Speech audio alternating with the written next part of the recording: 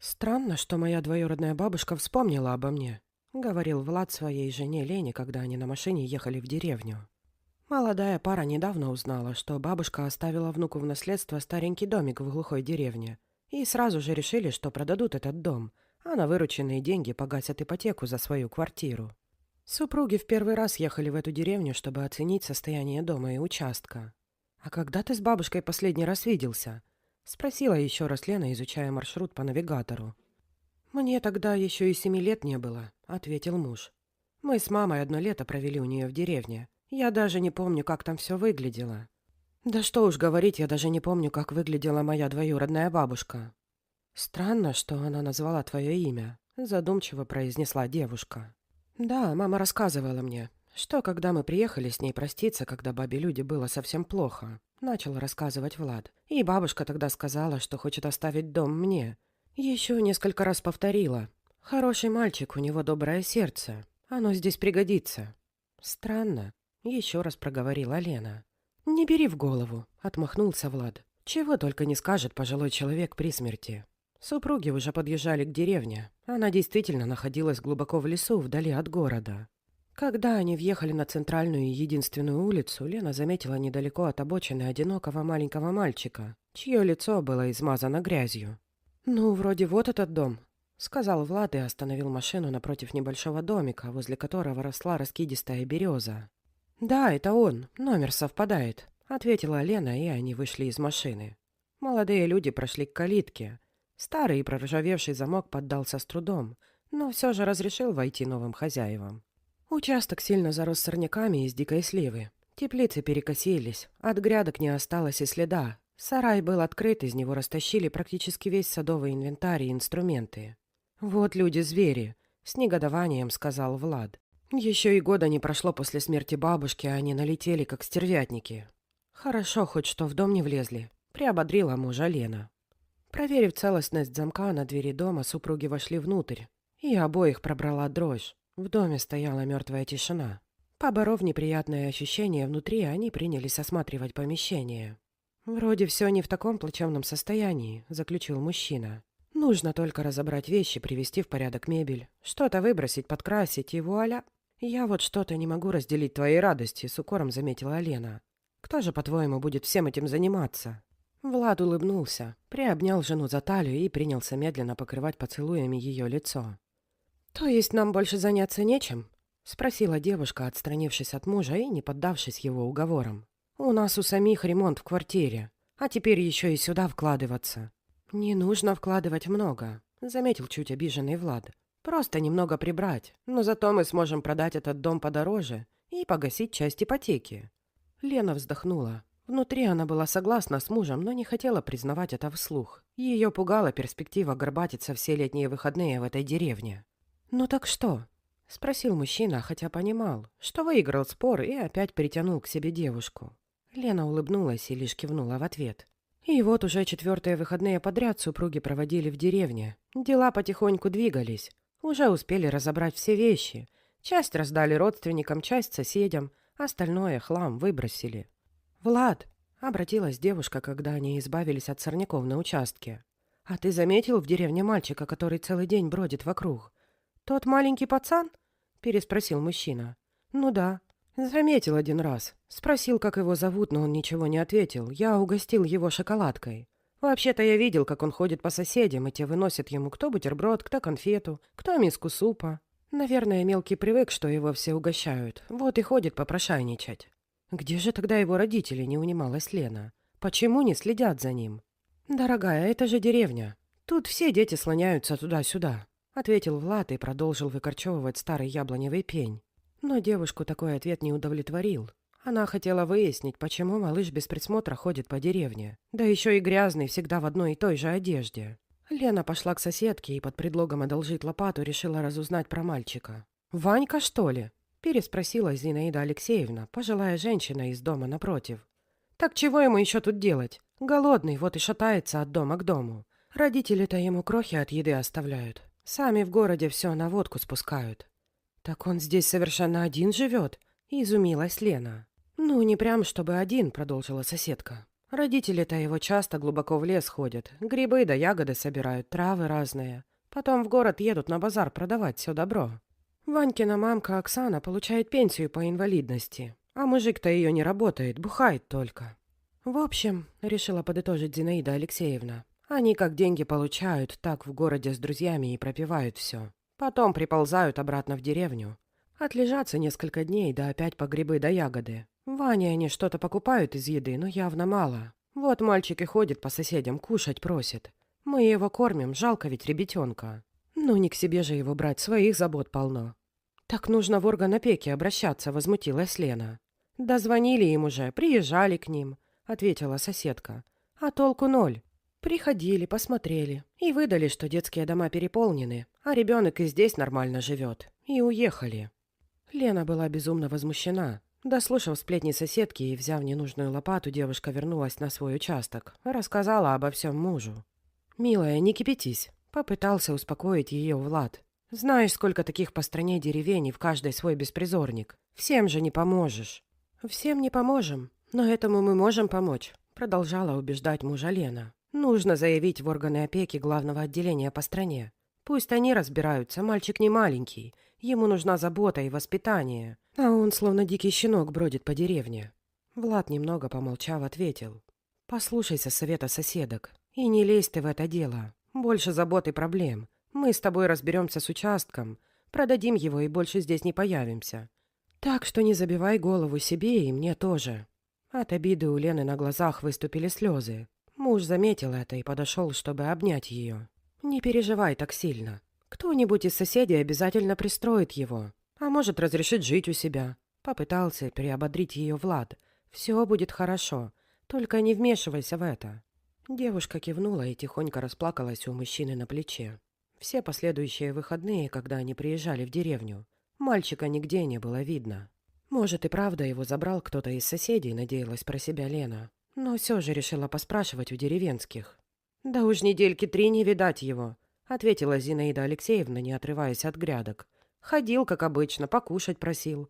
А вот в начале месяца перестал». «А кто из соседей мог забрать его к себе?» — спросила Лена. «Да кому это надо?» Соседка даже выпрямила спину. «Это же не щенка забрать с улицы, никому такие проблемы не нужны».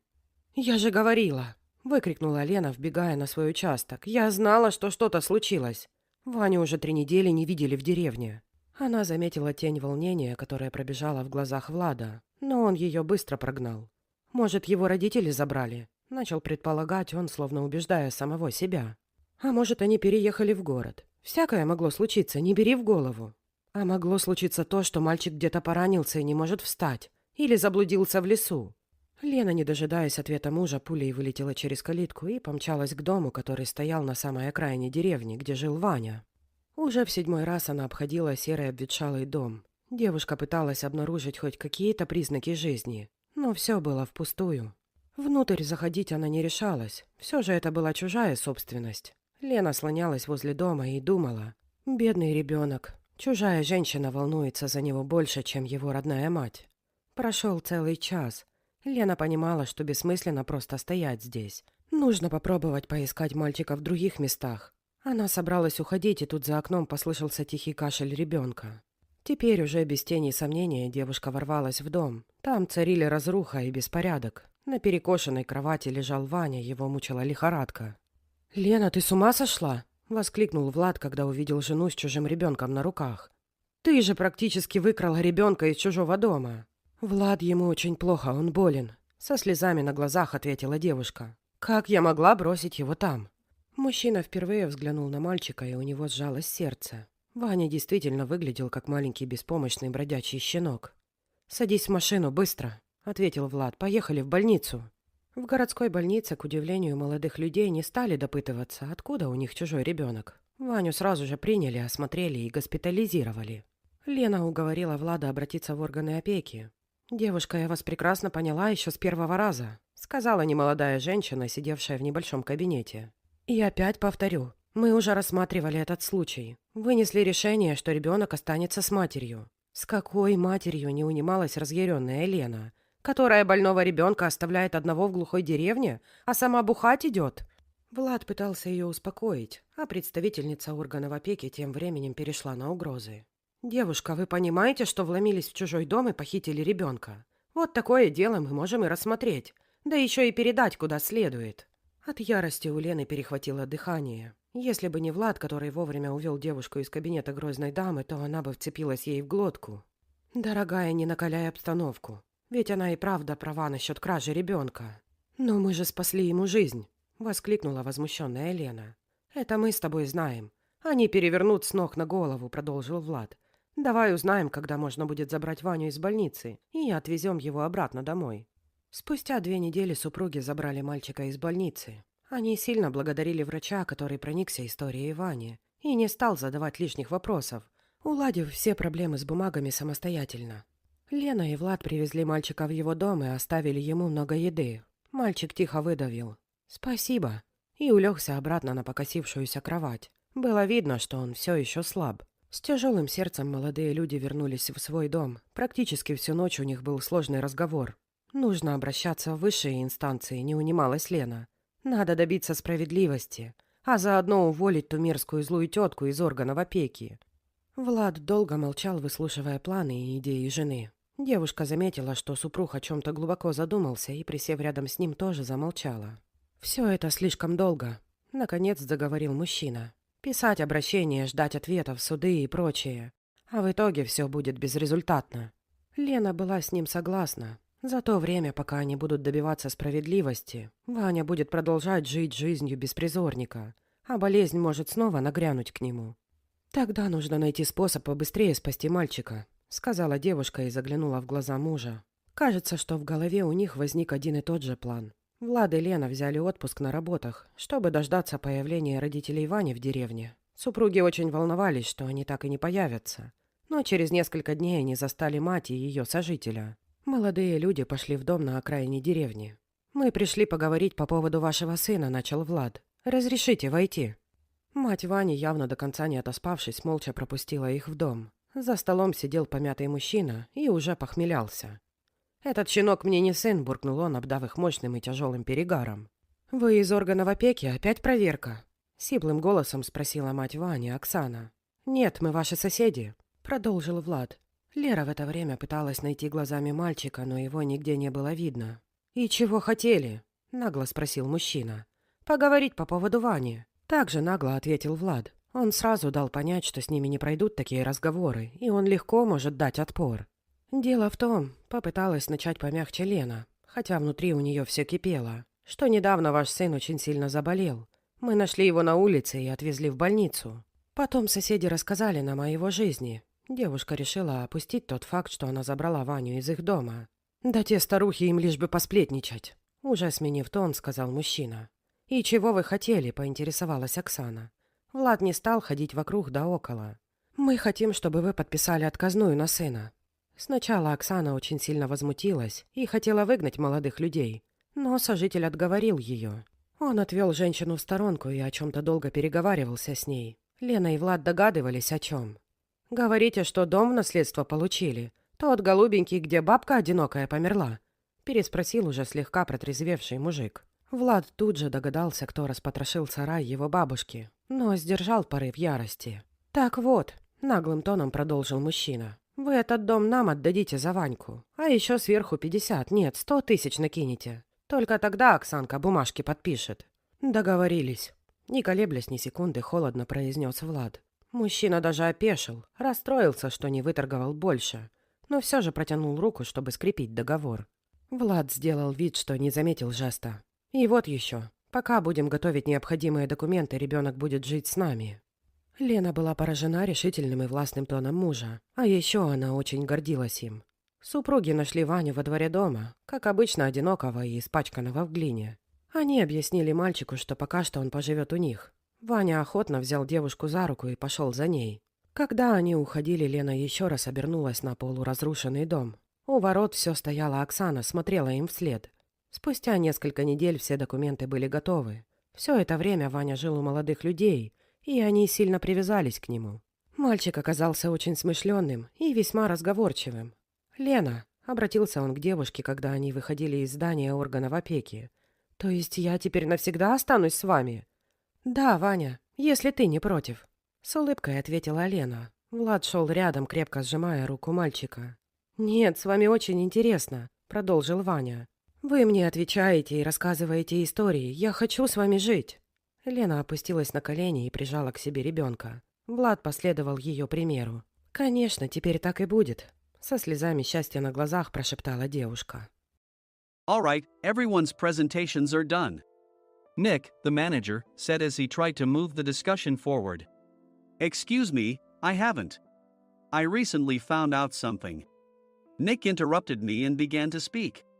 There's apparently someone in this department who didn't graduate high school and is just a part-timer. Meetings should be for employees only. Absolutely right. His lackey, Mike, of course, agreed with Nick. I'm leaving. After leaving the meeting room, I started to shut down my computer. I noticed that an email had arrived, not in my personal inbox, but in the company's shared email. Thinking, there's no point in speaking up, no one will listen, I went home quietly. The next day, I heard a commotion from Nick's desk. He was staring at his computer screen, his face pale. Nick? Is something wrong? Mike looked at the screen with him. And he turned even paler than Nick. Why is he so angry? Knowing the reason for Mike's distress, I thought to myself, serves them right. My name is Adam. My mother passed away when I was in the 9th grade, and I was raised by my father. Well, you could hardly call it being raised. After my mother passed, my father changed. He drowned his sorrows in alcohol, and though he still went to work, he squandered our living expenses on horse racing. Because of that, I had to start working part-time as soon as I entered high school. Every month, I went to the convenience store with bills in hand that couldn't be auto-deducted from my father's account. Even though I endured it because I didn't want to be alone, I reached my limit in my second year of high school and dropped out. I found a live-in job at a distant inn. Thank you for everything. The day I left home, my father, still staring at the TV, spoke. Take care. That was our last conversation. Back then, 18 wasn't the age of majority, so I needed my father's permission to work, and I couldn't hide my place of employment. Yet, my father never visited me even once. I kept working just to survive, and before I knew it, I was 42. Years of hard work paid off, and I was transferred to the headquarters. I was thrilled to be recognized by the company, as I thought I'd be working in the field until retirement due to my lack of formal education. Listen up. Our work can change the future of our employees. Don't drag us down. On my first day after the transfer, Nick, dressed in an expensive suit, spoke sternly. There was a reason for this. Our inn was located in a prominent tourist destination, known so well that everyone in the state could sing its commercial jingle. At its peak, we had 5 locations within the state. But that was long ago. Due to financial difficulties and aging facilities, only the place where I had worked for many years and the original establishment remained. I was prepared to lose my job anytime, but now there was a glimmer of hope. With the rise of social media, the tourist area where the inn was located started gaining attention again. Depending on how hard the sales department, where I was transferred, worked, we could either thrive or be forced to give up this prime location to the new hotel chains continuously popping up. For Nick, who had switched careers from another industry to strengthen our sales, this was a battle he couldn't afford to lose. I understood why he had to be strict. I will do my best. Nick sneered at my enthusiastic declaration. Did you not hear what I said? I'm sorry. I thought I was listening carefully. Out of habit from years of customer service, I apologized reflexively, though I had no idea what had offended him. Someone was watching me with a smirk. In this department, there are those who are expected to excel and those who have been shoved here because they have nowhere else to go. You are the latter. It was Mike, the section chief. He's 7 years younger, at 35. But he was called to headquarters much earlier than I was and had been moving around within the headquarters ever since. I'm not jealous, but I can't accept that he's my boss. Graduating from a prestigious university, he has an unusually high pride and caused many problems as a newbie, making things very difficult for me when I was the front desk leader. When I found out Mike was transferred to the sales department a month before me, I was disheartened. Mike is right. With just a middle school diploma, there's not much you can do. Don't even think about achieving results. As if I didn't exist, Nick remarked, I'm thirsty. Mike eagerly ran to the coffee maker. It seems Mike is Nick's lackey. I regretted being happy about my transfer to headquarters, wishing I had stayed on site forever. Send a direct mail to every company on this list by the end of the day. Nick only assigned me tasks that even a new graduate could handle. What? There are over 1,000 companies. You want me to send to all of them by today? Yes, if you and your fellow misfits split the work, even those with nowhere else to go should finish by today. I glanced at the employees typing away expressionlessly. They were worn out from customer service, only thinking about leaving on time, or were women reassigned after having children. With zero motivation for work. Even Sam, a new graduate from the same university as Mike, who was supposed to be among the expected achievers, had no enthusiasm for the job. Having joined the company wanting to do customer service. I don't care what they say, I plan to quit anytime, he said. Only Nick and Mike were highly motivated, making all the decisions between the two of them. I originally only wanted to work at the inn to survive and had no particular attachment to this job. I swallowed my words, thinking I had no right to reprimand them. About a month after the transfer, Nick told us with a frustrated look.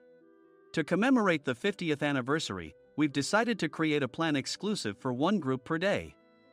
Originally, Mike and I were supposed to come up with it, but our president, Mr. Thompson, insists on hearing everyone's opinions. So, you all get a chance. As Nick explained, Mike began handing out prints. Make sure not to embarrass Nick. If your ideas are half-baked, you'll have to redo them. It seemed that they had printed his handwritten notes by Mr. Thompson, which included several questions and a section for free responses. It made sense why Nick had to seek our input, given that all responses had to be submitted to Mr. Thompson. We were given a week to think about it, and a meeting was scheduled to compile our ideas. My plan is to let guests enjoy both the old and modern America. Nick began the presentations. Guests would watch a master confectioner at a nearby traditional sweet shop make sweets in front of them. The welcome drink would be premium tea in a bottle. Nick's plan was certainly attractive. After his presentation, Nick called on us to present in the order we were seated. Just as I stood up for my turn. All right, everyone's presentations are done. Excuse me, I haven't. I recently found out something. Nick interrupted me. There's someone in this department who didn't graduate high school and is just a part-timer. He was likely talking about me. I joined the company as a part-timer and was made a full-time employee when I turned 20. That was 20 years ago, so Nick and Mike probably had no chance to know until recently.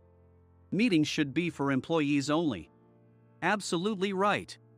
After that, Nick kept creating opportunities to solicit everyone's opinions, purposefully excluding me from speaking. The meeting unexpectedly heated up and went past the scheduled end time. A few people asked to leave, and the discussion continued with the remaining few. Still here? Normally, you'd leave in that situation. Though I had no attachment to the job initially, hearing kind words from customers made me want to make them happier. For someone like me, with nowhere to go, the inn was my home and customer service was my life. I felt pathetic about my current self. I'm leaving. I left the conference room and started shutting down my computer. I noticed an email had arrived, not in my personal inbox, but in the company's shared email. Thinking no one would listen to what I had to say anyway, I quietly went home. The next day, while preparing the DM as instructed, I heard a commotion from Nick's desk. In his haste to stand up, he hit his knee on the desk. He stared at his computer screen, his face pale.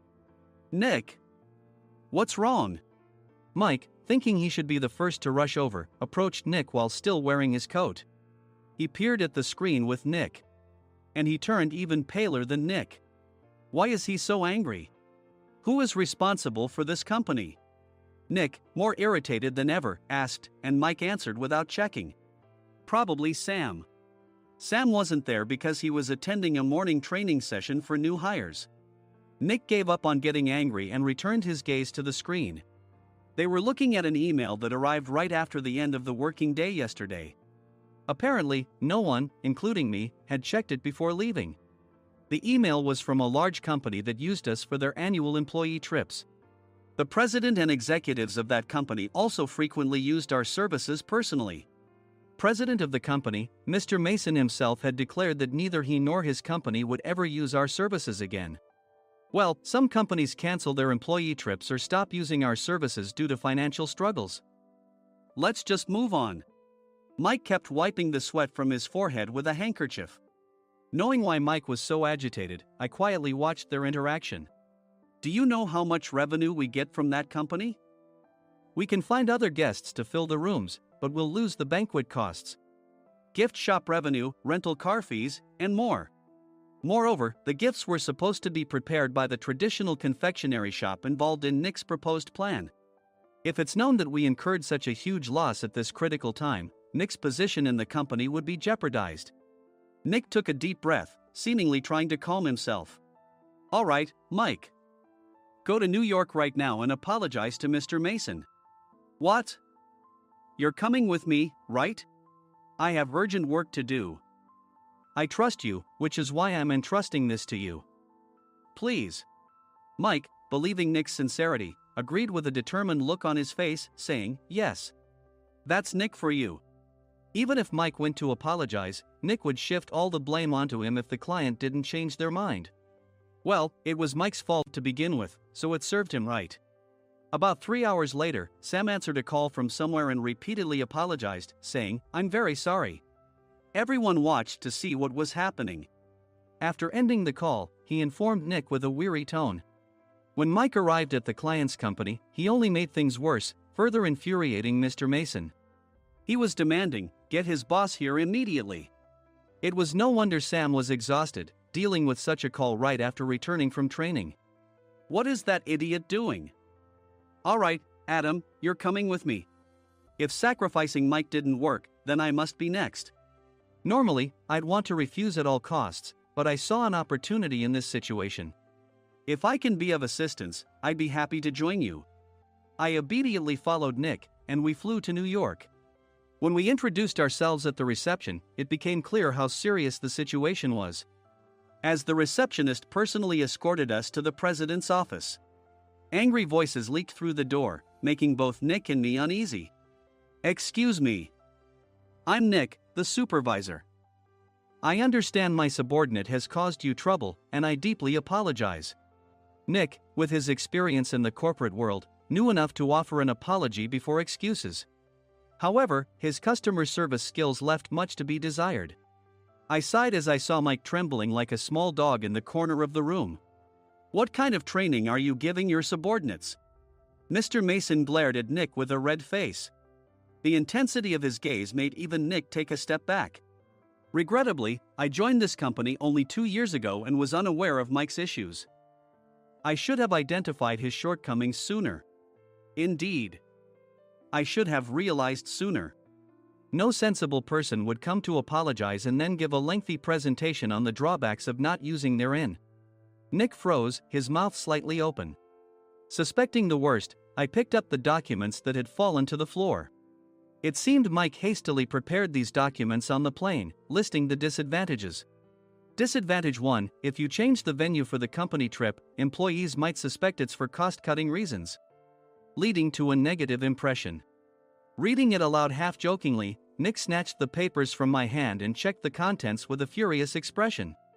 Among the stack of documents was a receipt from a nearby convenience store's copy machine. I felt a pang of dread, hoping he hadn't shown the receipt as well. What do you think he said when I asked what kind of nerve he had to do this? I'm very sorry. Faced with the dire situation, Nick must have thought there was nothing left to do but apologize. In a voice smaller than I'd ever heard from him, he uttered words of apology. He said, I'm a Harvard graduate. I don't believe I said anything wrong. Mike, what have you done? Forgetting his plan to pin the blame on Mike, Nick yelled loudly, even in front of Mr. Mason. I didn't do anything wrong. You're still saying that? Look at him. Mike pointed at me with a shaking hand. I was assigned to headquarters in my 20s and now I'm a section chief. This guy only made it to headquarters at 42. Everything I've done proves I was right. So why are we losing the contract? Having said his piece, Mike collapsed to the floor. Of course. You were sent there because you had nowhere else to go. Mike never expected to hear such words from someone he looked down upon. He lunged at me, and Nick hurriedly stepped in to stop him. Mr. Thompson told me Mike is a quick thinker, and to take good care of him. There's no way he was pushed aside. Don't make things worse here. He didn't say quick thinker, he said only quick-witted, didn't he? I don't remember that part. I recalled the many troubles Mike caused when he was a newbie. When Mike was on the front line, his pride was so high that he never apologized to customers. Customer service, especially in our job, doesn't work alone. It brings both good and bad situations. If the front staff or housekeepers made mistakes, or the cleaning company didn't properly clean a room, one had to apologize to the customers regardless of personal fault. Mike, in such situations, would never apologize, insisting he wasn't at fault. This often angered customers, and as the front desk leader, I frequently had to apologize on his behalf. He caused complaints and disrupted operations, which is why he was quickly moved to headquarters. In departments where he didn't interact directly with customers, his quick thinking was beneficial and things went well. But it seemed his flaws were starting to show. Corporate reservations are supposed to be entered into the system by the sales representative. But a quick check yesterday revealed that more than 10 items were missing from the client's reservation. The handover document clearly stated what needed to be prepared. Why didn't you enter it into the system? Why do we have to give them special treatment? Filling rooms near the banquet hall, setting up all the food in advance. Specifying the brand of wine, they're too demanding. No wonder he always angered customers, I thought, feeling a headache coming on. Grouping them in rooms near the banquet hall is for our benefit too. It makes it easier for the staff to set up beds and serve breakfast since everyone's schedule is synchronized. As for the other requests, Mr. Mason suggested them to lighten our load. I didn't know that. Nick finally seemed to realize that Mike was the one who had angered the client. What did you say to them? I just told them we wouldn't give them special treatment anymore.